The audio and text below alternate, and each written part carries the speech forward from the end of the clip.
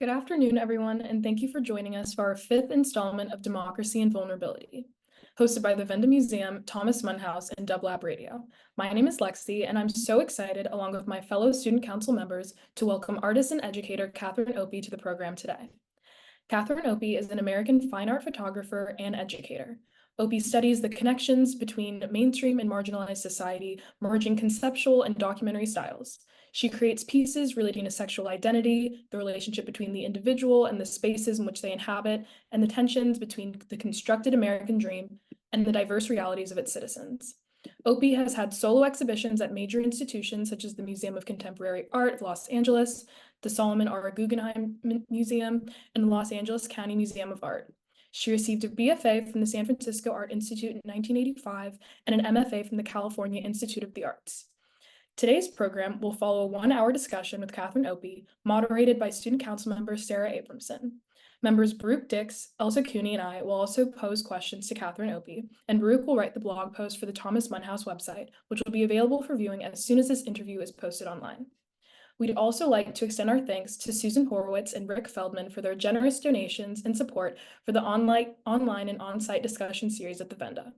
Catherine, it's a pleasure to have you here with us this afternoon. Thank you so much for joining us. Now I'd like to... Thank you. Go ahead. Thank you, Lexi, for your wonderful introduction of our guest speaker. And thank you so much, Kathy, for joining us today. I really can't even express how excited the Venda Museum and Thomas Munhouse Student Council is to be in conversation with you for this month's episode of our conversation series. Our series this year focuses on the topic of democracy and vulnerability. And, aside from our excitement to just hear about your photography practice and your approach to art making, we also see how well your body of work fits into the theme of democracy and vulnerability, from your portraits of the ever marginalized queer community, your documentation of key moments in history, and so on. We're really just very pleased to learn from you today. So I suppose we'll just jump right into it with our first question. Your body of work has covered an incredibly vast range of subjects, and it appears that your interests as a photographer are very diverse. So I'd like to ask you, what currently inspires or excites you, and in what direction is your practice taking you at this moment?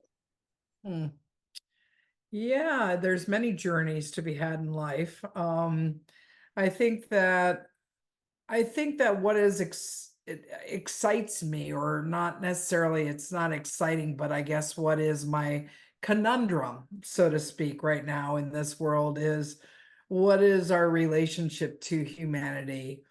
How do we begin to look at both the environment? What is our relationship as human beings to nature? And how do we also live within these different kind of constructs of the world of societies that we have built as human beings?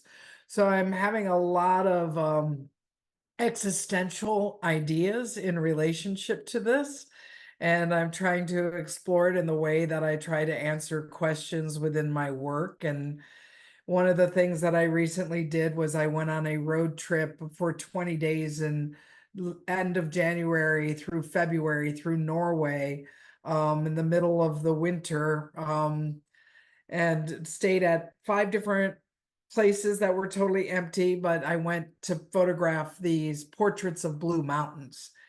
And so one of the things is like, well, is a mountain, can it be a portrait, or is it a landscape? Like, a lot of things around language is something that I poke a lot of holes at. So I made these very large vertical photographs under very specific blue light that happens only in the winter in Norway, of these portraits of Norwegian mountains. And that has a lot to do with the other relationship to ideas of specificity of identity that I can go in and I can talk about. But I think that I'm still chasing all these different relationships to looking at our built environment in real time with real images, and then creating these series of ideas around the way that I construct the work, like I've done always. Yeah, absolutely. I especially love that you're thinking of the boundaries of portraiture versus landscape. That's a really interesting conundrum, like you said. So thank you for sharing that. Sure. there are indeed many journeys to be had in life. And it sounds like you might be on a new journey. Before the webinar began, you mentioned that you'll be retiring from your career as an educator at UCLA. Yeah, yeah, this That's is very exciting news. yeah. Yeah, I put 32 years in academia, 27 years at UCLA. Wow, quite an So, accomplishment. yep, it'll be interesting. I don't know, and I think it'll be so. And these are questions that I have for you guys because you're all students, and I know a number of you also are at UCLA. Lexi, you're not, but that's okay. I still like you. I don't have that rah-rah team kind of thing going on. But this moment for all of you and what it means, especially around democracy and vulnerability within your own college campuses. I haven't been holding classes at UCLA this year because I only did thesis exhibition, for the graduate students. So I literally haven't been physically on campus all year, and I've really been thinking about all of you and how you're holding this moment in a certain way. As of now, I know UCLA has a strike and I believe continuing protests. And here you are ready to talk about democracy and vulnerability. So how are all of you? I can start by responding to that. I mean, as a senior at UCLA, it's really crazy to just be in my final weeks as a student, but then also to be surrounded by all this tension that it feels so much bigger than anything else I could possibly be doing. Mhm. But at the same time, it's like I still have homework, I still have to go to class, and it almost poses a challenge. Like, how can I possibly be thinking about these day-to-day things when something so immense is happening?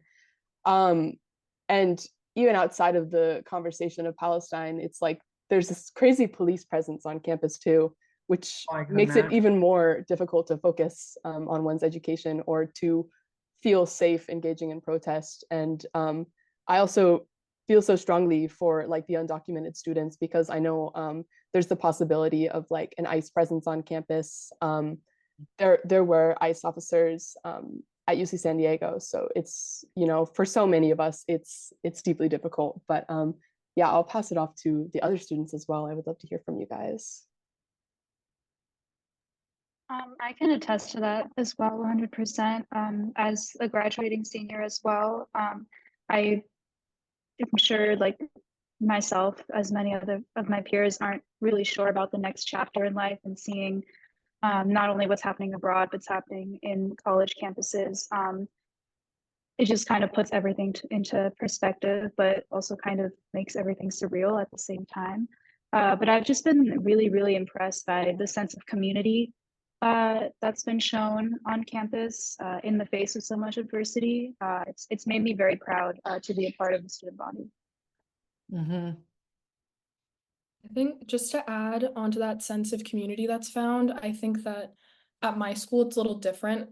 And I've been surprised at where people can find community and how many people are so excited and not excited, but willing to reach out and be that support for students that really need that. And I think that's very helpful because so many times you turn to certain people and places and they're not supportive and they're not going to be there for you. But I'm happy that the faculty and that students and members of the Penn community have been very willing to provide spaces for all to come and just make space for each other and themselves. Mm-hmm. Uh, I feel like with the police presence and like kind of feeling like highly surveilled, it's harder to like interact or like go to class or be on campus because you kind of feel like you're always being watched. And like what everybody said about like the community, like I think everybody like that goes to UCLA is like very willing to learn and wanting to get involved. And so like a lot of like the community action that's been going on, like you'll see people you know, and like everybody's kind of like connected in like in any of the protests or any like action against like the funding that UCLA has been doing. But Mm-hmm. I don't know. I feel like compared to like my last year, um, like just the way being on campus feels has been like forever changed for Mhm. like the amount of violence that like had gone on, and like seeing people that you knew, like one of my friends had like kind of like burns on her skin because of being like sprayed. Yeah. And I don't know, for that like to happen somewhere where I'm supposed to like, you know, be there 24/7 every day of the week, it kind of changes your relationship with it forever. Well, that's the vulnerability, right? That's the vulnerability component of what it is to be a body in democracy, in protest, what it is to use your body in that way, or your voice, or any of that, is one of the most, honorable things that one can do within a idea of a true democracy, is the idea of a freedom of expression, a freedom of voice that we have. And so it's interesting, each one of you talked about the importance of community within this and what it is to form community, kind of the relationship of, Sarah, you were talking a little bit about this idea of like, well, here I am doing this, turning in my work, getting my assignments done, doing what I need to do to graduate and get my degree. But yet then all of this goes on, where what are the importance, and how do I even begin to evaluate or number the importance of what's happening in our world right now? Not just within America, and the fact that we're in another horrendous election cycle that all of us are not even talking about, let alone the wars that are happening. So, I mean, I have a son who is your age. I had I had the pandemic 2020 graduate from high school, and now he just graduated from Tulane University. And so he did that this past weekend, because we're not on the quarter system, on the semester system. So, he moved immediately to New York City and got a job, and is today right now looking for an apartment. And I have to say that I'm amazed at the perseverance that your generation has, of knowing that there's an importance in relationship to using your voice and being committed to a collective and ideas of community, but that you also have the incredible ability to understand that life does go on in a certain way, in terms of how you can build on your ideas, and that you're young. And when you look at 30 years of progressive ideas around activism and politics, and people have put themselves on the line in that way, you have incredible role models for these moments. And so one of the things that I always remind this age group is, lean into history, really understand history, inform yourself a little bit too much. I love Yeah. that. Oh, Oh, go ahead, sorry. Elsa. Sorry. Oh, I just, while we're on sort of discussing the intersection of politics and academia, I had a question about your teaching experience as a professor at UCLA, and how that influenced your work and perspective as an artist, as well as what the message is that you sort of most want your students to take away from your teaching. Mm. I think that the most important lesson in my teaching is, I really viewed my teaching as mentoring. I don't believe that I'm an expert on anything beyond my own ideas and the information that I've taken in my life, and how I've disseminated and thought about it, and brought it into my being. But mentorship feels right to me. And it also, I think the most important thing for any really good, profoundly good teacher, is the ability to listen and to understand other perspectives outside of your own perspective, so that you can best help the student. Like, what is it to be useful and helpful as a professor? was a big question that I asked myself a lot within the years of academia.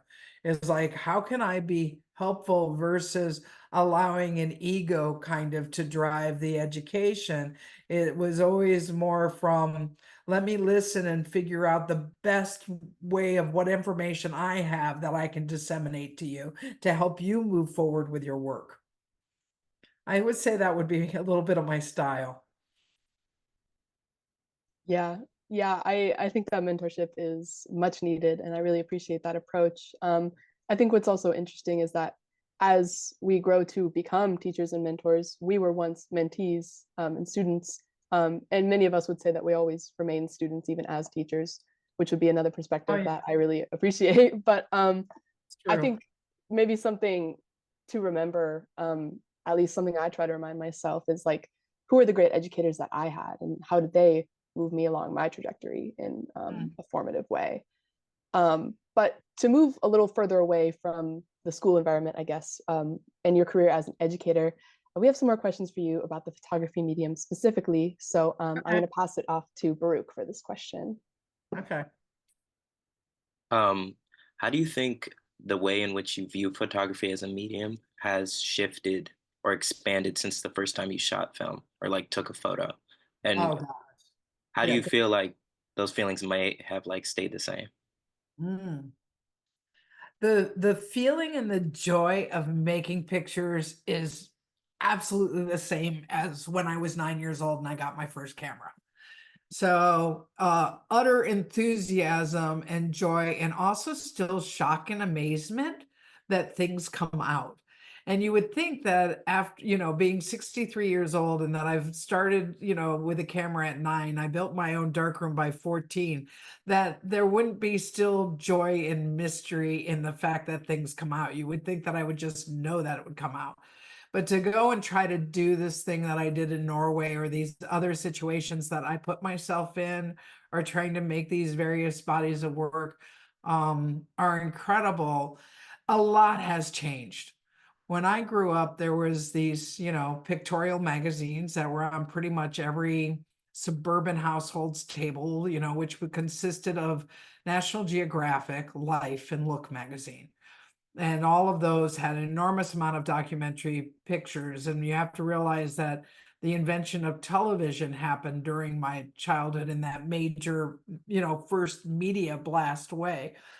So the relationship of me beginning to be aware of pictures, let's just say I was 9, because I wrote a book report about Lewis Hine and child labor laws, about the photograph of the children in those photographs being that political moment that I realized you could do something with the medium of photography. To now of an Instagram social media age, the misinformation, the notion of an image that used to be a truth, like what the notion of truth is, all of those earlier presumptions of what we thought about photography and the position of the camera in documentary have all shifted through the invention of social media, as well as the manipulation of a digital realm and a digital world. And what that's going to do when AI comes in to play another extensive role within that kind of forming of information, and the way that we automatically believe so easily the photo. I mean, just take the Kate Middleton photograph, for example, where it's like, yeah, she did some Photoshop to it. And then everybody like, came down on her, like, just like, how dare you? This is no longer the truth. Like, well, what is truth anyway? So we have to go back down to like these more essential kind of definitions of how we've defined things historically, and also how we learn from those moments within what are created as defined experiences through images. The family album's not the family album anymore. Most people don't even have an album that they put pictures in. It all exists on their computer or in their phone. Now you go to dinner and you don't just have conversations. The phones come out and it's like, hey, look at this, what I saw on this day. Photography now informs our dinner table conversations, which you didn't take a magazine to the table and say, oh my God, look at this image. like there was like, you didn't do that. So it's really interesting, all the changes, and I could go on and on and on about it. Yes, it is absolutely wild how social media has changed dynamics in photography, visual information, even ideas of truth. It's truly a huge question. I was on a on a more positive note, really also happy to hear that the feeling of joy in art making and photography, the amazement we feel when as artists we create art that we're proud of, it doesn't go away. So I'm glad you That's touched on so that. much freaking fun. I feel so lucky that I get to like do what I do. Yeah. It's such a gift. But kind of continuing along these lines and maybe getting into the question of democracy in photography, I think Lexi has a question for you. Oh yeah, that's a really tough question. There's so many books written on it. Yeah. So in your interview with Louisiana Channel, looking at your photographs of Elizabeth Taylor's home, you spoke about democracy in your photography. And in your image, you said there was some kind of democratic lens or eye. And as an art lover and photographer, I find that a concept of democracy within art is fascinating. So I was wondering if you could elaborate on how you apply a democratic approach to your art, and how it shapes your engagement with your subjects and their environments. Mhm. I think first of all, I'm not a snarky person. Like a lot of photographers have a lot of humiliation that they want to put on to subjects or people. That's snark. That's like super snarky. Um, I want it to be from a place of, absolute experience. I want you to experience my images, I guess. Um, when I was talking about Elizabeth Taylor, what I was talking about within democracy, within the image, was because of her clothes hanging in her closet. So when you look at just how her clothes were hanging in her closet, and she was Elizabeth Taylor, most photographers and most other people photographing it would have only talked about what the clothes were, animated the clothes, or created a fashion sense to the clothes. Instead, the clothes just hung. And so the fact that they all were together and that created a collectivity in a certain way that sure, they must have been all amazing designers, but you didn't know unless you have an eye. And so I love that idea that within looking, that we have all these presumptions that we presume within cliches or what is iconic or how to photograph something, that there could be this democratic moment within Elizabeth Taylor's clothes, because I'm not telling you who the designers are. And you just have to live with the colors and the way that they're hung literally in her closet. And that feels to me like a certain democracy that's placed, because you're not creating a sense of importance through kind of a capitalist lens as well. And so what does the capitalist lens do? And that's a really weird thing for me to talk about because I sell my work as an artist. So like, I understand that there could be some hypocrisy within this. But the thing is I do have to make a living as well. So it's a very odd thing, the art world, in that way. Like, also, how is art democratic when it also is this whole other system of capital that exists on a very high end? And I don't think there's a whole lot of artists that can actually unpack that, because I think it's hard for us to even unpack to a certain extent. It gets personal and weird. Yeah. Yeah, this is a really interesting conversation on democracy, but also intimacy. And I think the way that you engage so intimately with Elizabeth Taylor's belongings and whatnot. So we've spoken about how photography kind of reflects a degree of democracy in the way that it's been made accessible, but also in the ways that we see our subject matters. And your work is very widely known. You've captured photos of very well-known subjects, but I'd also like to turn the conversation towards an intimacy that we have with photography. In a past interview, you mentioned that your photographs inform your memory, and when you look back at what you referred to as your personal archive, you find that your photographs connote different moments in your life. And I was wondering if you could expand on this personal archive, and do you, as a photographer, view your unpublished material, maybe including family photos, for example, as separate from your published body of artistic work? Do these two approaches differ? And yeah, that's a lot of questions in one go, so I'll let you have it. No, I think that it did. I think that there was huge degrees of separation for me. And I think that with the last show I did at Regan Projects this past January, February with Harmony is Fraught, that I tried to break down a little bit of those and almost show you the most intimate part of my life, which was like the coming of my sexuality with various different lovers throughout the late 80s and 90s, you know, and what I thought of as LA as a city too. So the intimacy was not only within the lover's body, but within the body of the city. And so I was trying to make this body of work in relationship to how much the architecture in our daily life is also a lover in a certain way, or the idea of different moments that happen. So like one photograph that was included was from the protest that happened in 2021, I believe, at a USC fraternity house with all this women's action against this one fraternity house who had reported multiple rapes. So there's this, you know, landscape of that then across from a queer body. So the other thing is the hypocrisy within the laws, right? So intimacy also ends up being kind of really fraught in a certain way within today's society, because the fact that we're not supposed to love if we're queer, right? The queer body is already corrupt. It's already perverted. It's already all these things that they've loaded onto us in all these different ways. So how does then that operate within society or within a city when there's already this idea already of the other, or what is the othering in a certain way?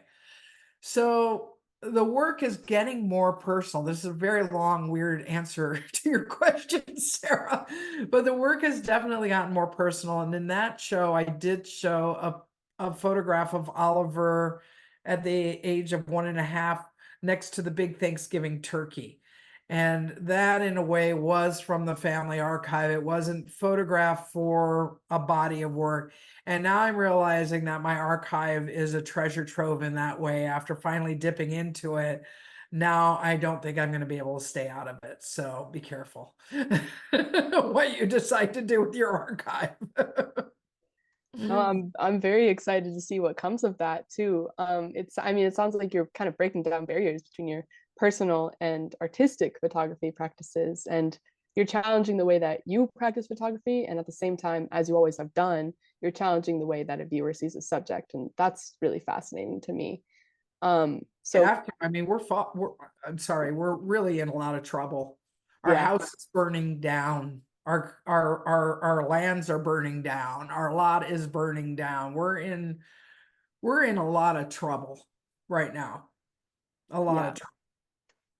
yeah, I really hope that everybody votes. I hope that people don't just decide not to vote because voting doesn't make a difference. I have a really great friend by the name of Paul Shambroom, amazing photographer that comes out of the Midwest, out of Minnesota. And he just did a whole book called Purple States or Purple Zones, where he showed like two vote difference between red and blue in the election. And he went through and did these very Americana photographs. And it's an incredible book that's going to be coming out soon that I helped support. But that's the thing, is like even Paul Shambroom is self-publishing a book that's important about our democracy. And that's when us artists all have to step in and actually help our fellow artists as well. that's super fascinating to hear about. To hear about all these political art projects coming to being, because as artists, we can't simply ignore, we can't go on living life as usual when our very existences, especially as queer people, are being threatened. And yeah, as you've seen with protests on campus right here at UCLA, we are also very engaged in protest, and we're hoping to see a better world for everyone. So kind of staying on the same page of developing an intimate connection with photographs, I think Baruch has another question for you. Okay. In another interview, you explained the facade that sometimes accompanies a portrait, that sort of like breaks down the way that the familiar idea of like what is in the portrait. And when looking at your photography, I feel like if I look at like one photo twice, I feel like completely different, or like I see something that I'm focused on, and then like the next time I look at it, I'm like drawn to something else. So my question is, how do you as a photographer develop the identity of a subject in a photo? Well, the identity of the subject is brought to the studio because it's the person. That's their identity. So when I talk about facade, it was very much about the idea that my generation of photographer, if you look at somebody like Nan Golden or Larry Clark or Wolfgang Tillman, Jack Pearson, most of those photographs were constructed by like hanging out with your friends and just like what the snapshot did. And so what I did was try to take the idea of identity and the body and isolate the body within the studio using colored backgrounds, using kind of art historical tropes of history portraiture to then get you exactly what you're saying, looking at different things. The way that hands are placed, the way that space is made, all of that is highly considered within the studio. But the architecture remains on the body. That's what I meant by the facade, that the architecture of identity is held within any body that's sitting. You've seen that game that people do in movies or something. There'll be a scene in the movie and then the couple will be like, okay, let's make up who that couple is. We're always completely curious about this idea of what we don't know.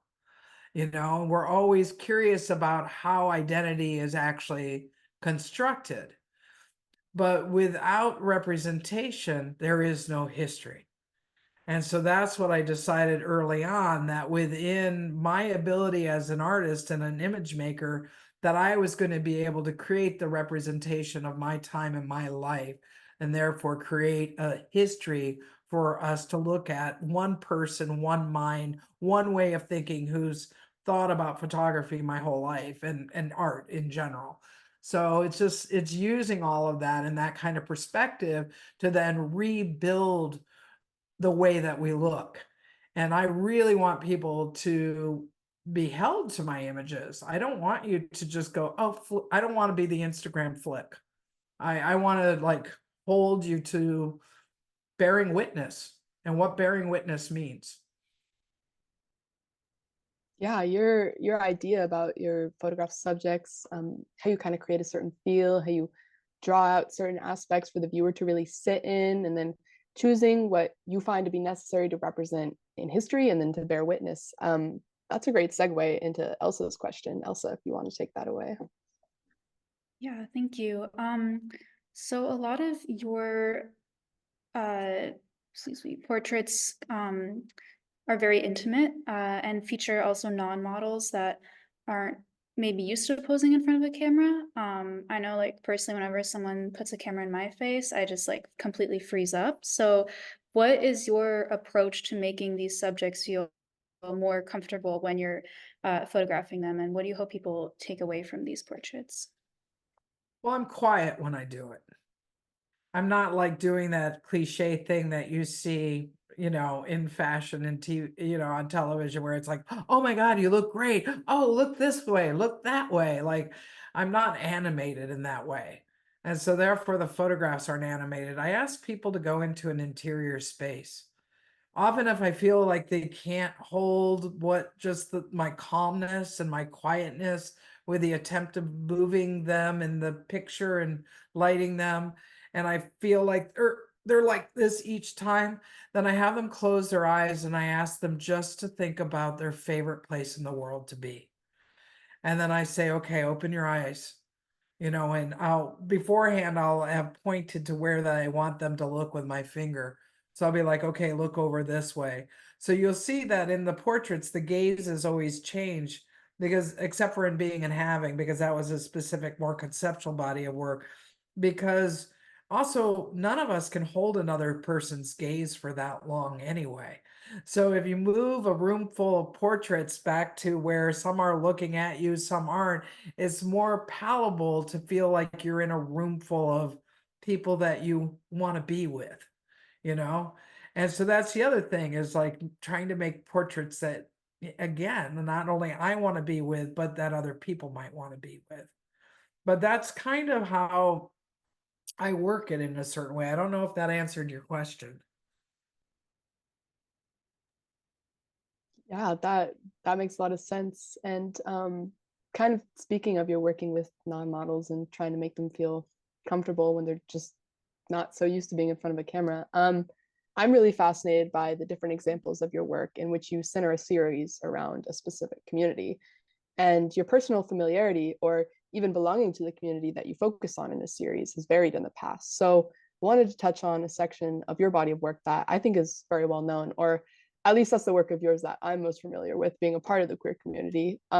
So in reference to your past portraits of queer community members, you speak about creating queer art in the midst of a very tense political situation, citing Reagan's complete failure in addressing the AIDS crisis, for example.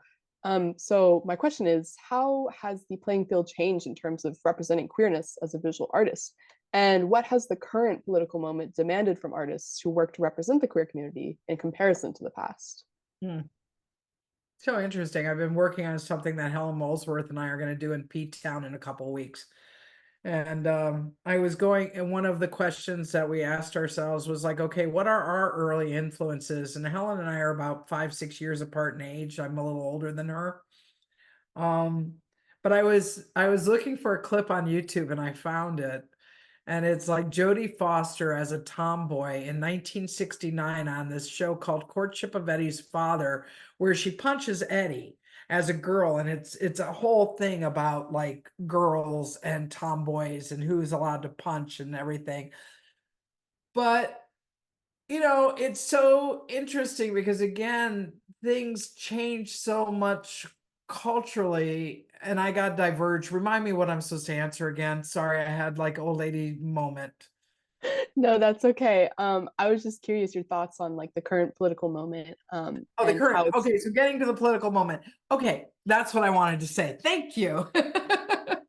Okay, so here we are in 1969, where Jodie Foster, who later on comes out as a lesbian, in real life, finally, took her a very long time. I don't blame her. Again, vulnerability. Let's talk about vulnerability within democracy. Her choice, her way of being is all good. But here she is, like actually playing herself in a weird way in 1969 as this little tomboy who punches, you know, this little actor in 1969. Then we go from there to where's the next iconic kind of example of a lesbian for me? This show called Family in 1978, 1977, where Christy McNichols as Buddy is another tomboy, And then what do we have later on after all of this stuff, after Reagan and everything? Ellen finally comes out. Like we all of a sudden have Ellen come out in the 90s. I was out before that at the Whitney Museum with, pretty intense pictures of mine. And so it's so interesting, this notion of history built through, now we have the history built through social media, also the art world, as well as, mainstream media. But that mainstream media is now only making it somewhat okay. I'm going to come out as something else. I watch a soap opera that I've watched since I was 7 years old. It's true. I'm not proud of it, but I watch Days of Our Lives. It's a very Christian soap opera. But I find that unless you watch these things, that you don't really understand what culturally is going on anyway in mainstream America. But they have gay characters. Took them a long time, but they have gay characters now. So the idea that we go from me longing of looking at Jodie Foster in 1969, who were the same age as like my little butch icon of who I can be, and it's okay that to now Days of Our Lives representing, my queerness. It still doesn't represent my queerness, and I don't know if that's actually progress. Be honest. But it's happened. So Yeah, I can definitely relate to that. It's a really interesting timeline that you've painted of like the representation of queerness being only like tomboys, and like, okay, I think maybe as lesbians we know what that means, but it's not really telling the greater audience, exposing them to who a lesbian is and like why we shouldn't be afraid of them or why we shouldn't view them as others. And yeah, and only now we have real open lesbian representations that, I still personally feel like they don't do an excellent job of representing masculine lesbians, butch lesbians. Collier Store did a great job with Christine Stewart on the cover of the Rolling Stone recently. That photograph is smoking hot that Collier made. I know exactly what you're talking about. I really love that photograph. I feel like this is like such an important conversation to be having with you, though, because as members of the queer community, you know, currently faced with so many threats to our livelihood still today in the year 2024. Really yeah. We have a national advisory warning. Like we literally have a national advisory warning about attending pride festivals. Yeah, that's happened right now. I can't even remember in the 90s or 80s during Reagan, even when Jesse Helms was holding up Robert Mapplethorpe photographs on Congress, that we didn't have a national advisory warning then. We just knew that we should come out because we'll get killed. It's just like, are you kidding me? So anyway. Yeah, I mean, I feel sorry. I feel vulnerable within my democracy. Absolutely that. These are the times we're in. And we're being put forth as an enemy, you know, to communities that we should be uniting with. We're being dehumanized. And you know, speaking of a humanizing point of view, and continuing on our overarching topic on the vulnerability side of democracy and vulnerability, I think Elsa has a question for you. Yeah, I had another question about your photographs that feature subjects from marginalized communities, like especially the LGBTQ community. Are there any sort of ethical considerations you take into account when approaching these subjects? And do you feel that photography, regardless of the intention, has the potential to exploit these feelings of the subject's feelings of vulnerability and marginalization? Yeah, I do think that people remain vulnerable. You know, I've only had one incident where I was asked not to show a photograph. And it was a photograph that I made at the Michigan Women's Music Festival, which no longer goes on. They had a very specific rule, but I broke it. And I broke it because people were posting on social media. So I didn't understand what the difference between social media was and putting an image up within a museum. But I got sued. And they felt vulnerable. They felt exposed by me. They did not give permission for me to use their photograph. I immediately refused to ever show that image again, but I would not remove it from the books. They wanted me to destroy all the catalogs from my museum exhibition. Then I said no at that. I said, no, we're not going to burn books. Sorry. Not on my watch. And they didn't push that any further. But I think that it's really important for every photographer to understand that anybody before any camera is vulnerable. I think that there is a lot of enormous amount of ethics to be followed. But I think that also one can discuss ethics in relationship to what is public and what is private.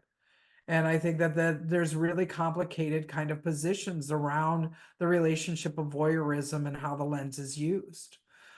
And so I think that, you know, one needs to have hopefully their own moral compass, so to speak.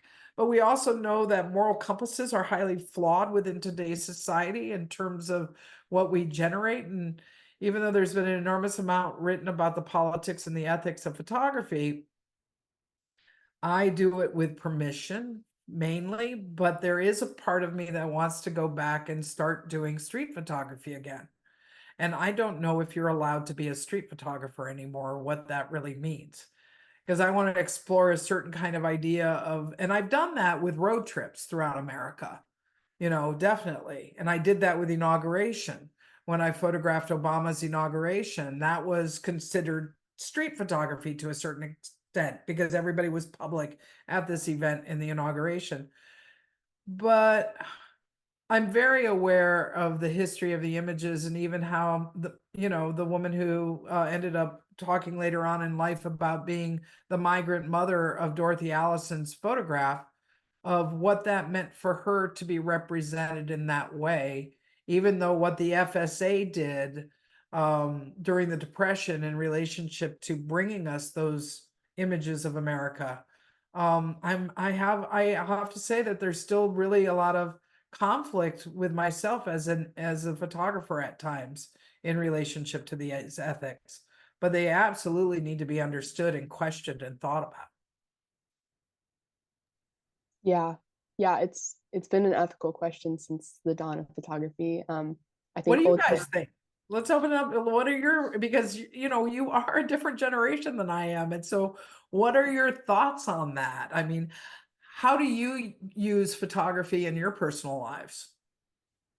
yeah, I'll open that up to the rest of y'all.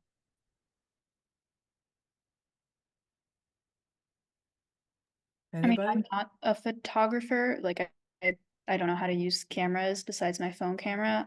But the thought has crossed my mind a couple times of like with the use of iPhone cameras, how many pictures I've been in the back of like other people. Like if they're on vacation or if they're just taking pictures of themselves. It has to be like hundreds, like maybe thousands, which is like just very insane for me to think about my presence in other people's photographs that I don't know. Um, and I also think social media has changed that a lot as well because the idea of privacy is just like completely transformed since then, because it's so easy to just like take pictures and upload it to an audience of a lot of people, as opposed to if you're have an art gallery that's only limited to the people that can come in like physically. So I think, yeah, just the notion of privacy as well as the just dissemination, like the how many photographs people can take anywhere at any time, definitely changes that as well. Mhm. I've been doing a lot, oh sorry, Rick. I've been doing a lot of film photography for the past few years. And I think that in high school we had like a documentary film unit. And so we were in like street photography unit, we were tasked to go out in the streets and like just take pictures.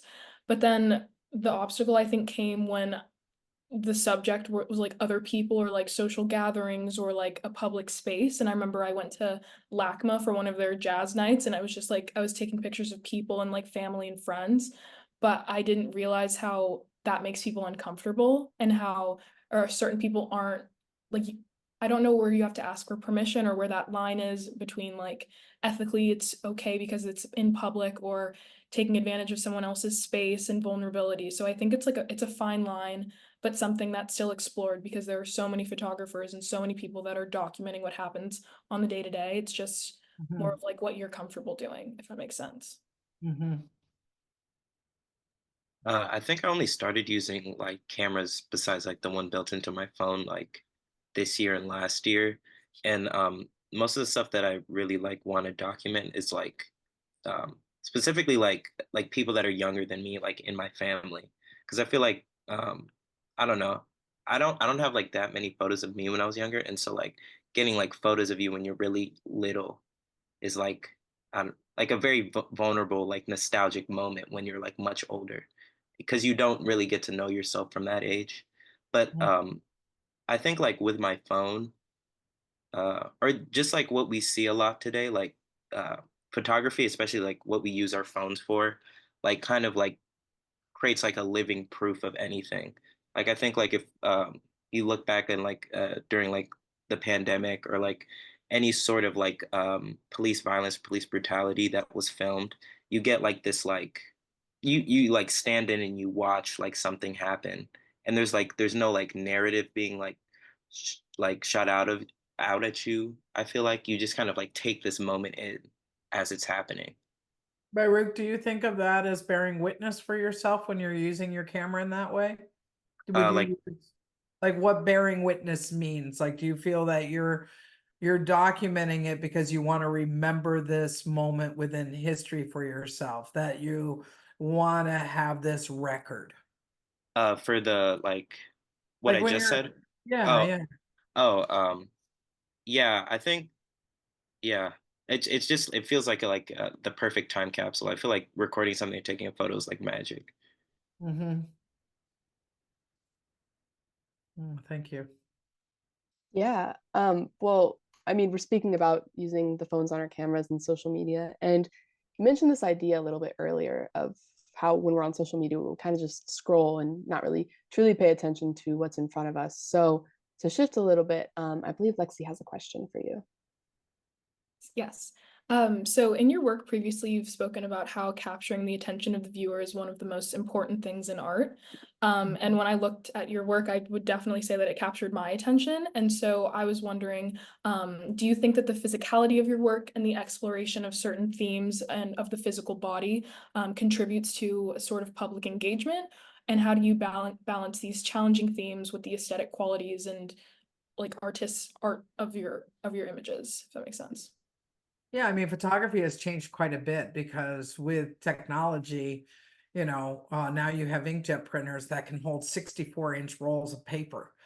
And so your limitations to like buying the box of paper that's like 8 by 10, 11, 14, 16, 20, 20 by 24 to mural paper has really limited with, with what you could do. And so photography has changed in which it creates more of a physicality and a presence within scale of any installation. And I'm definitely trying to move the viewer through an installation, whether it be more sculptural components, such as within rhetorical landscapes. I have these monitors that look like oversized iPhones that were invented for malls, but I have stop motion political collages on them, along with photographs of swamps. So I try to create these days in the last 5 years more of a physical presence with the work for the viewer, because I know how at this point it works when you Google me and online versus when you walk into a show. And when you walk into a show, the physicality and the positioning of it has to be, really aligned in my mind in a way that is doing something that makes me think. Yeah, thank you. Kathy, unfortunately, we're coming to the end of our We've come discussion to the here end, and I today. have so many more questions for you guys. I know, and we have so many more for you, but I think it would be great if we could conclude our interview with this very last question about the future of photography from Elsa. Yeah, you already mentioned a number of projects that you were excited about that are coming up, but are there any newer or up and coming photographers that you're excited about? And what is some advice you would give young photographers who want to use their art as a catalyst for social or political change?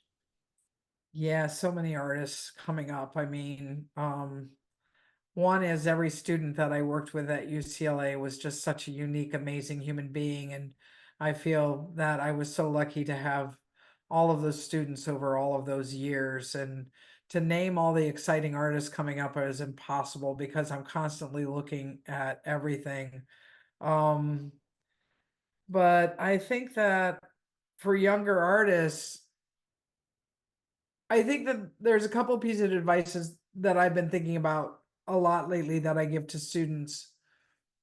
I think the most important one hinges on the notion of democracy and vulnerability, which is what this is about. And that is, as a young person, your truth is so utterly important to you. And the relationship of your perspective and what your knowledge that you've accumulated at this time in your life is your everything, because these are the years that you've lived and you're coming into being an adult in a different way. Don't put out anything that you feel is going to potentially come back to harm you in different ways. Know what your personal story is and what that is to share it, and that as soon as it's done, it's no longer personal, that it does become public.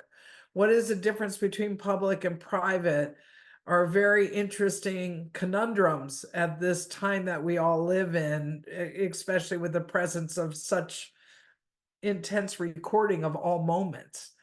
So my advice is always take a pause within your own practice to sit back and look at it and see how it really feels throughout your body and what your honesty means for yourself before you create your own honesty that you put forth to a public.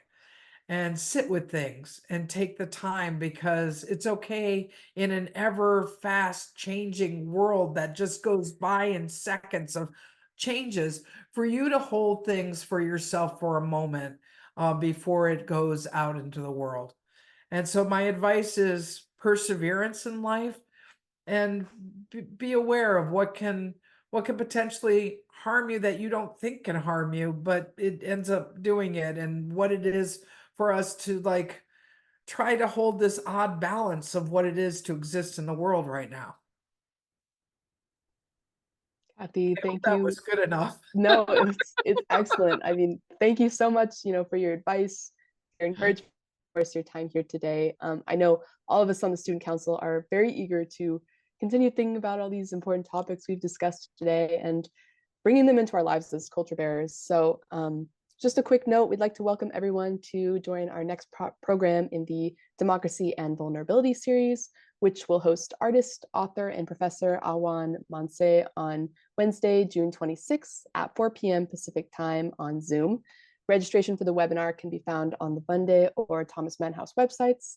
And thank you, Kathy, once again for joining us today for this conversation. We hope everyone has a wonderful evening. I wish you all the best, and congratulations on starting life out in big ways. So all my best to you. And thank you for being a collective and putting your time into this and asking these questions, and also being vulnerable to listening, Thank you. Thank you so much.